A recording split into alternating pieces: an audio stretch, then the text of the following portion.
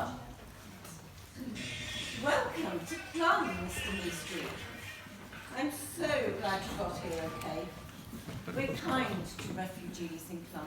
To be honest, I'm more a victim of self-doubt than anything else. I thought I was everything, but maybe I'm not. Oh, that's strange, I'm the other way. I have no boundaries, no demarcation, no conceptual skin, no line where I can clearly say, this is me, and over there is not me. Since I was a tiny thought experiment in the conversation of my parents as they sipped pink gin on the veranda and laughed complicitly at the thought that there might sometime be a child to share their idyllic life. Since that first pre-conceptual moment,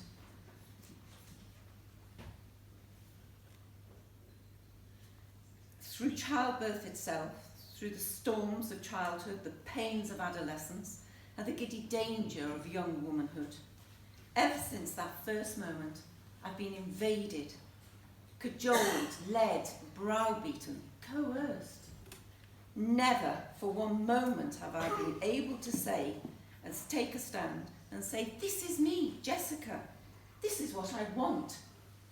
But who knows? Perhaps it was my twin sister Deborah all along, and the me in question wasn't me at all. No wonder I faked that accident with the bull in Pamplona. How did I get away with it? I was always timid. I was hardly likely to run with the bull in Pamplona. And they should have suspected trickery. Perhaps they fell for it because they too thought I was other than Jessica, a name I wear lightly as a mask, as a cloak, and as a working assumption. You mean you're not Deborah? You're Jessica? And I've never met you before? You were never gored by a bull in Pamplona and never died on the hospital plane flying back to Birmingham? I did not. It was all a deception, designed to allow me to escape my family, much as I love them. We landed near Southampton, and I asked myself, where in England could I best hide? And Houseman's words came to my inner ear. Clumpton and Clumbury, Clungumford and Clun are the quietest places under the sun, and I thought to myself, them's the place for me. So here I am, whoever I am. I thought when I met you, you must be Deborah, since you're identical to her in every respect. It's really quite spooky. Deborah helped me escape the horrors of Bishop's Castle Council Chamber to run the gauntlet of the frontier post at Fawlsby Bank and waved me goodbye through the barbed wire at Coalbatch. I was wondering how she got here before me. Well, we're two sides of the same coin. I go by Jessica, but I've no idea if that's the name I was given at birth. I'll be Deborah if you want me to. I hope she's okay, if that's who she is. It's been years since we were together. She thinks you're dead, and she still isn't sure which one she is either. Oh, I had no idea she was living so close by.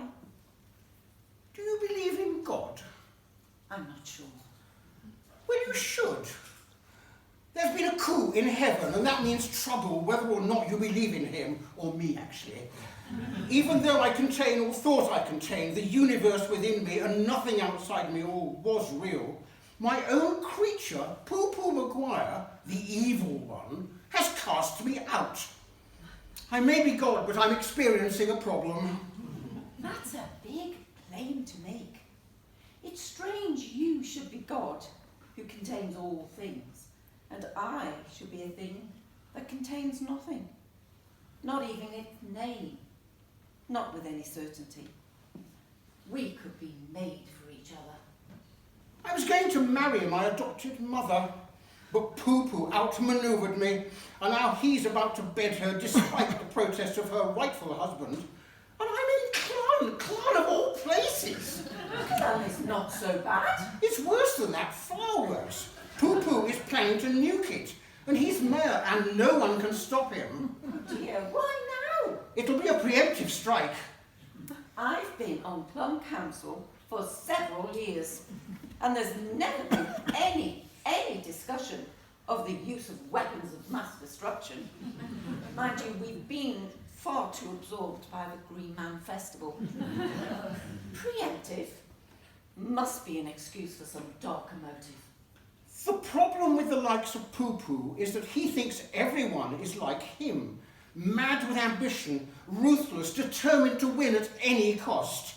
Those who are not like him are mere pawns waiting for sacrifice. Well, we must do But something. what? But what? Well, would you like to sleep with me? I'd love to, even me, but I'm not sure it would help. Well, first you must run a message. Oh, why? Well, it's your ticket to heaven. Since you're offering, how better to regain my self-esteem than in your arms? Indeed, I would throw myself from the Eiffel Tower for one carnal moment with you during the descent. My self-confidence has been so undermined by Mrs. Kowalski and the rest of that ghastly crew. Did you say Mrs. Kowalska? I did. My adopted mother and erstwhile bride-to-be. There is a memory of a memory. It's nuzzling in my ear. Faint as the breath of a moth as it flutters over a dinner table laid al fresco on a terrace above a moonlit Mediterranean, the coast of Africa a mere conjecture far over the horizon to the south. Kowalska. I've heard that name before. I see a mature hair, a pert nose, a well-formed chin, and I smell the smell of gin at sundown. Mrs. Kowalska. My mother was a Mrs. Kowalska, definitely. Your mother? Yes, my actual biological mother. Your mother and not my mother? There's no time to explain. Do you see those people outside the White Horse, drinking in the afternoon sun?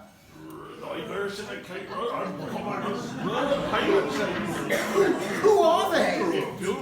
They're my fellow councillors, carved from the same stock as the rhinoceros and the water buffalo.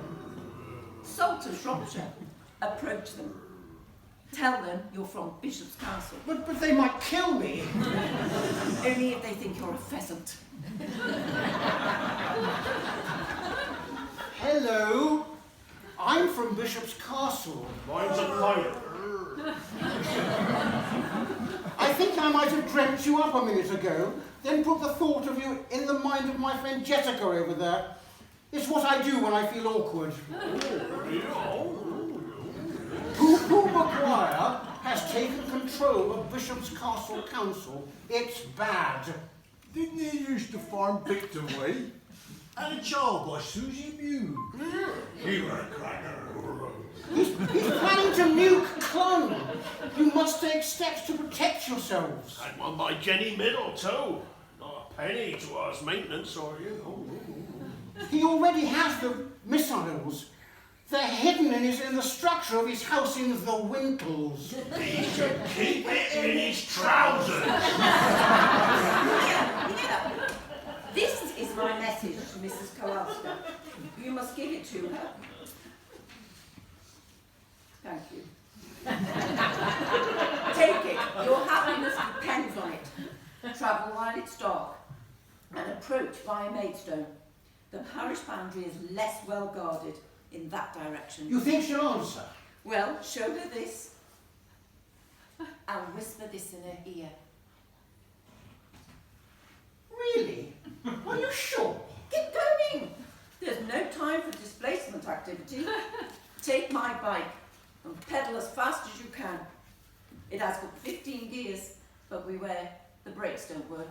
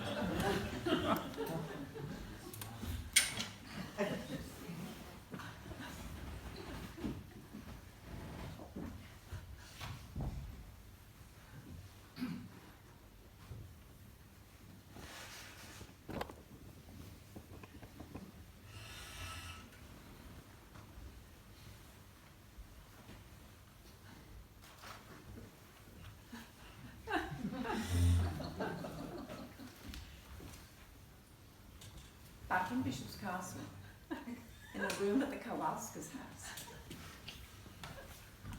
Oh, take them off, will you? I can't get aroused if you wear those things in bed. Who are you?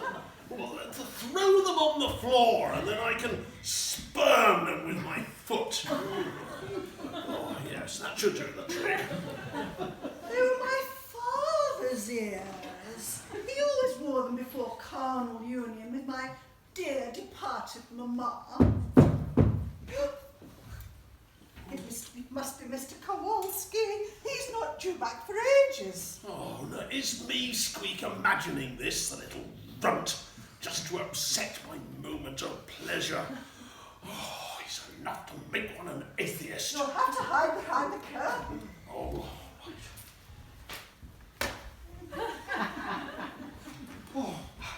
I thought you must be Mr. Kowalski. What are you doing here? I have a message for you, Mother. I'm not your mother. You are if I think you are. Don't think it. A spoon. I love you, Mrs. Kowalska. I bring a message from your daughter, which makes her my sister in a manner of speaking, which is inconvenient, given that my reason for carrying this message has carnal implications. You and my daughter? No one would sink that low, and certainly no daughter of mine. She would rather rut with a weasel. Oh, I'll vouch for it. The thought of it. What's with the spoon? She said to present it to you.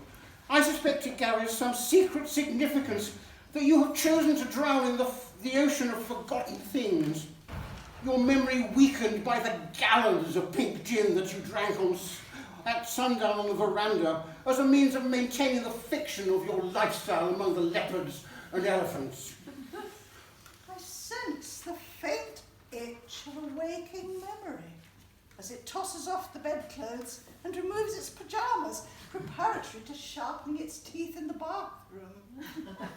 Was the spoon to be presented in conjunction with some secret words to be whispered in my ear? I love you, Mrs. Kowalska. Not that again. I love you, Mrs. Kowalska. Shut it. I find you repulsive. Those are the secret words. I love you, Mrs. Kowalska. My God! It all comes surging back.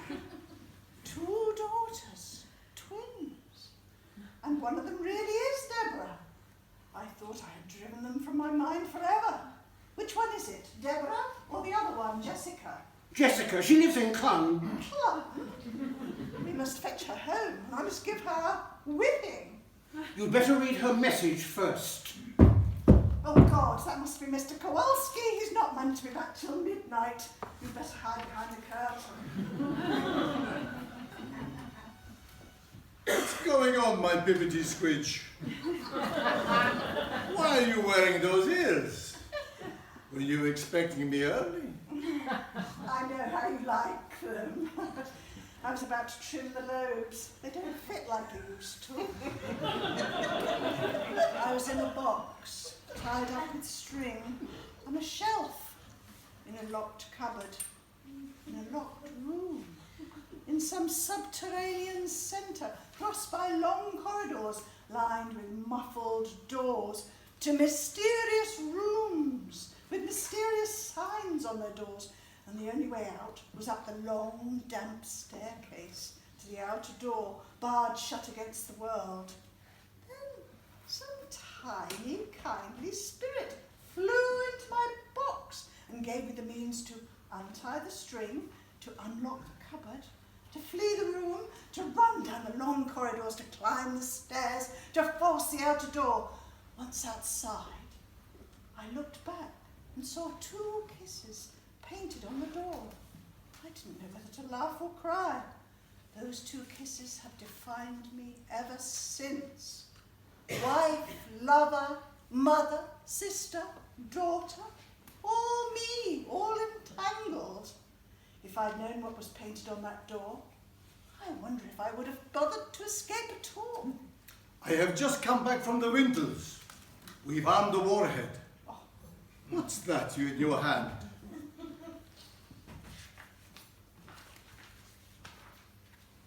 Dear Mummy, me Squeak, the bearer of this message, came to Clun in order to escape assault by his fellow councillors at a meeting of Bishop's Castle Town Council. He tells me Bishop's Castle has a nuclear warhead, and under the leadership of someone called Poo-Poo Maguire, they plan to nuke Clun. Poo-Poo needs to know that we've got one too, a nuclear bomb, I mean. And nothing would give our councillors greater pleasure than to bomb Bishop's Castle in retaliation. Also, I understand Poo-Poo wants to get his hand in your knickers. Would you like us to eliminate him if his wish runs counter to your desires? Your worried daughter, Jessica, or possibly Deborah. You shameless floozy Hermione. I knew you wanted to bed Poo-Poo. You've made no secret of it. I will not endure the shame any longer. Do you seek to undermine the sacred matrimonial bond between us? No, my dear, you misunderstand. Who can that be at this time of night, when most happily married couples are safely tucked up in bed? Someone up to no good, by the sound of it. Adulteress, I'll deal with you when I return. I can't take much more. The grey fog of the future presses against my eyelids. A future where wasps wait in the warm air to sting those who step over the boundary between now and hereafter, so that I can never joyfully predict, nor with certainty, what will happen 1 microsecond after the present moment, whether I'll step blindly over a cliff or tread gently on a new-mown lawn toward the great house for tea and biscuits. And anyway, biscuits or no, what will happen has happened as I speak, and a multitude of universes have been born from chaos in the instant. I'm compelled to edge toward them in dread of what I shall shortly look back on as time passed. He's a monster. Why did I marry him? It was the pith helmet that tipped the balance. That and the cocktail parties. He can get violent when he's cross. I'd better hide.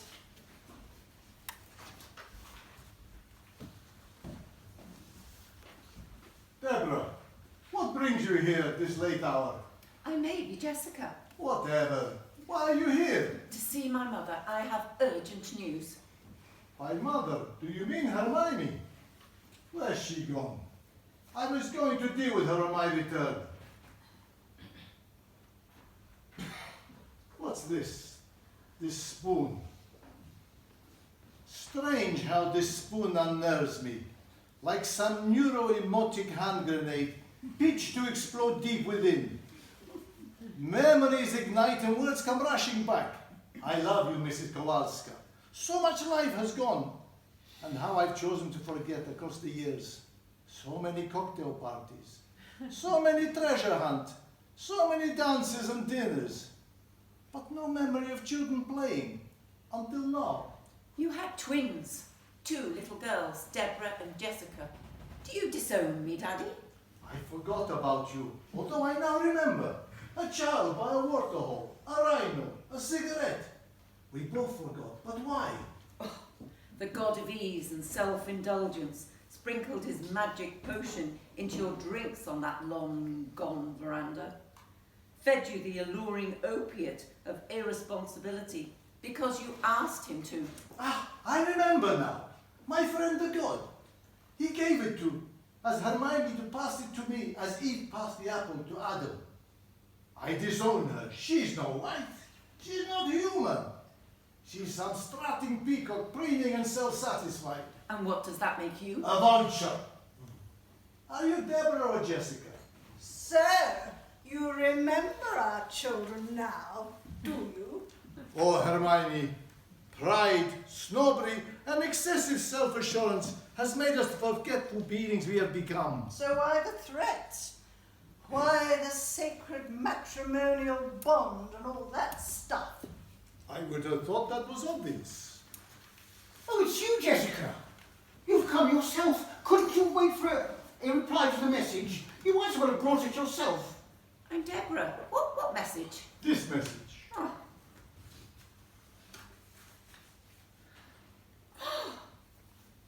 So Jessica, my sister, or is it Deborah, is in Clun. What wonderful news. We can play together on the banks of the river. We can go cycling, we can have picnics, we can talk boyfriends. If you get the chance, we should remember that Poo Poo is about to nuke the place. Enough procrastination. I call this meeting to order. There's only one item on the agenda. Do I press the button now? Or in half an hour? I'll see who it is.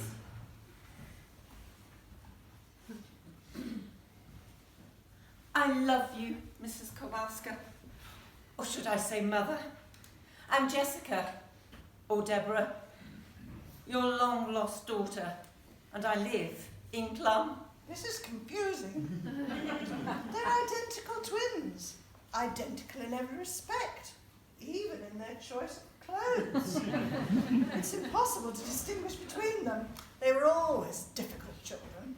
I couldn't wait for your reply to my message. The timing is just too critical. I've spoken to my fellow Clun councillors and they want to use our nuke on Bishop's Castle. We can annihilate you. It's mad. It's mutually assured destruction. I know all that. I read the message. So where's Deborah? I thought you were all seeing. What's happened to your godly powers? I stand alone on a mountain. Below me the wide plain. I have no soul to feel, no will to decide. Should I back Poo Poo and obliterate Clun before it can retaliate? If we do it now, I'll have all my children safe around me. Or should I resist his evil will? My thumb's getting itchy. Beware what you wish for, Poo Poo. You thought to cast me out, but here I am, the lord of all. You're my creature, the exterior model of my inner fears. I only need to resolve my inner demons and you cease to exist. That might be tricky, me squeak. Impossible in my case. I am my inner demon and I am not resolvable. Always have been, ever since Mummy left me on the veranda with that leopard and almost snatched me away. And all Mummy said was, "Where's the ice?" Gin without ice is unpleasant in a way. Let us all give Meesqueak a big group hug, full of love and affirmation. A Bishop's Castle hug. Let him know that he's truly home. That should build up his strength to fight off those inner demons and to keep imagining us. I should never have hit him with that hammer. I'm not sure I'm strong enough to be loved. I created the universe out of weakness, out of an inability to distinguish between what is mine and what is not. My situation, despite my apparent omniscience, is not dissimilar to Deborah's or Jessica's. We both stand outside the white-painted, reassuring boundary fence, the fence of self-definition. I'm going to press the button. Never could abide Clun. Is there anything more loathsome than its peaceful prettiness? You don't have the guts. You'll obliterate the whole of South Shropshire, not just Clun. I sneer at danger. They don't call me Poo Poo for nothing. Your name will be inscribed in the halls of infamy, and no one will sleep with you. Well, nobody from Clun. I do have a button. What's it to be, Poo Poo? Mutually assured destruction? Or an uneasy peace, sustained by mutual suspicion? You won't do it. You won't murder your sister, Deborah. She lives here, you know. She's on the council. And you won't commit suicide. And your mother. I live here too. And your father. Don't forget me. I am Deborah. You're Jessica. I'm both. I'm on Bishop's Castle Council and I'm on Clun Council. Jessica and Deborah, all one. I am the quantum quandary. I'm not like you feeble Newtonian misconceptions. I'm way beyond narrow logic, See? Since when? Since now, and since the first moment my parents discussed me years ago. But my darling twins, my two little babies frolicking among the water buffalo. You tell me that you are never as you seemed to be, but have always been a single entity. It's cruel to discover this so soon after having recovered the memory of you both. You only have yourself to blame, Mrs. Kowalska. You only had one daughter, whom you neglected for a life of ease and pleasure. But one of them lives in Clun, and one in Bishop's Castle. How does that work? A trick, a setup, a manoeuvre. We've been outfoxed, all of us. She's been toying with us all along. I see it now. She's an agent for Clun against Bishop's Castle. She's more than just two identical twins. The twins are simply manifestation of a larger and more dangerous entity. She can create simulacrums of herself at will, like a bacterium, and they're all equally evil. I am infinitely divisible. Not just Deborah or Jessica.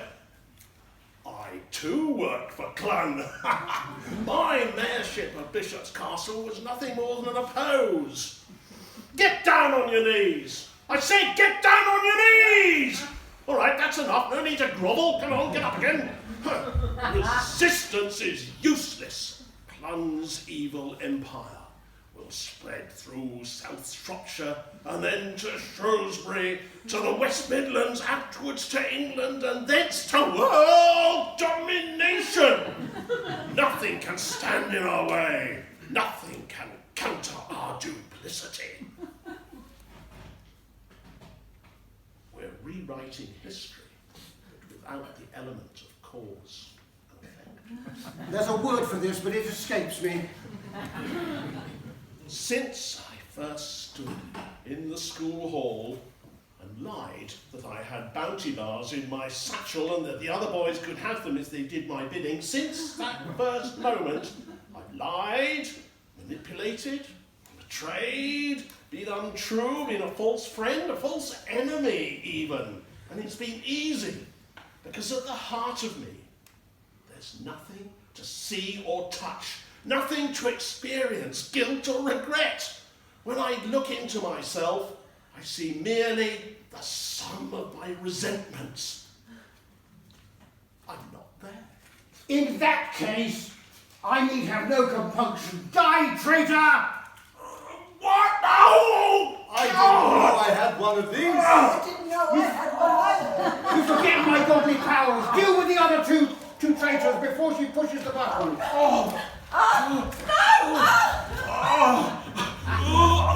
You can't prevail me, Squeak. I'm the earth without the molten core, an empty space of fetid air enclosed in rancour and the illusion of feeling. Oh, touch the hand, I weep or laugh, but it's not true. None of it. I'm incapable of regret or loyalty or kindness or not a hatred even. Oh, God. I've always stood at the doorstep looking in, but even my longing for acceptance has been a lie. A lie to myself.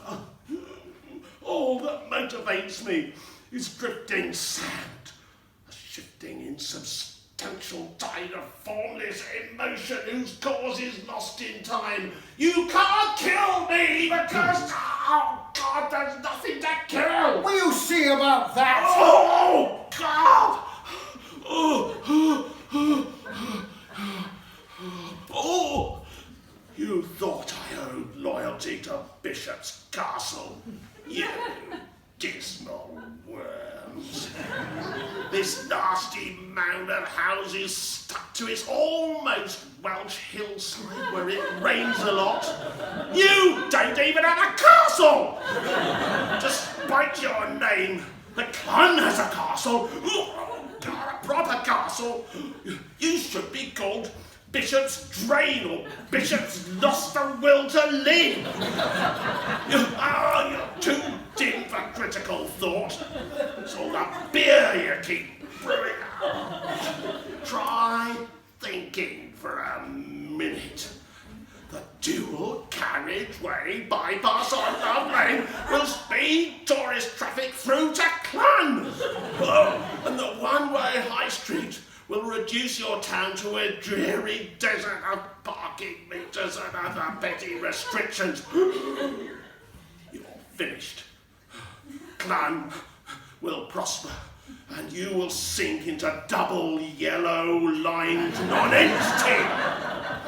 There are no concessions in our new world, no punishment for bad behaviour, no reason, nothing. Oh, God. No one tells me what to say or think. Too late. I could finish you by absence of thought, but I choose to use my dagger. Die in agony, vile traitor. Oh, God. Oh, my dreams of power are scattered like dust from a hoover. But I feel it. I feel it. What do you feel? I feel myself. Thank you, me, Squeak. You released me at last from the agony of non-existence, from the ignoble, bedraggled thing that I pretended was myself. And for the first time, I feel stirrings of remorse. Remorse! No! The policeman of the emotions, arbiter and proof that what we feel is real. Pretense, falsehood, treachery, all are banished. I'm Pete Dunhill once more! Hooray! Oh, thank you, me, Squeak, and thank you again. I'm at last. I'm alive. Your great city is safe. Bishop's Castle will prevail.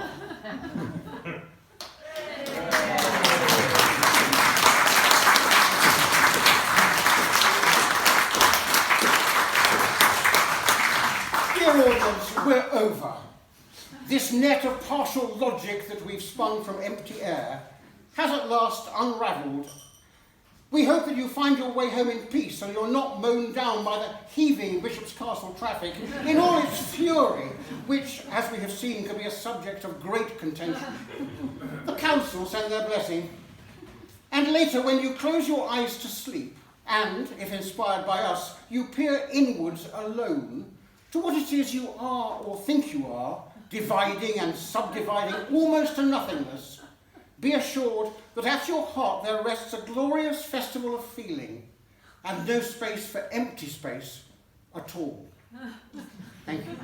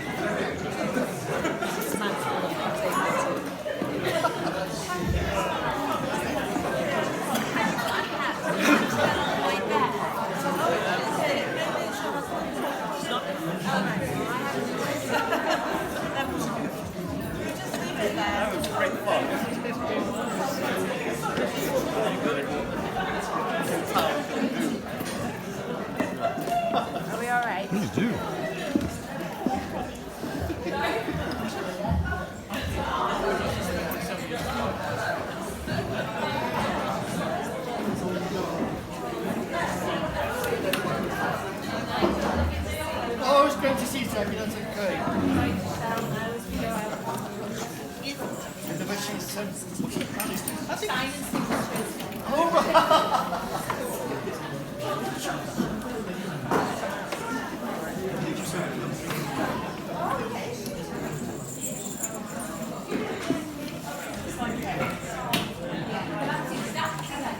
Ha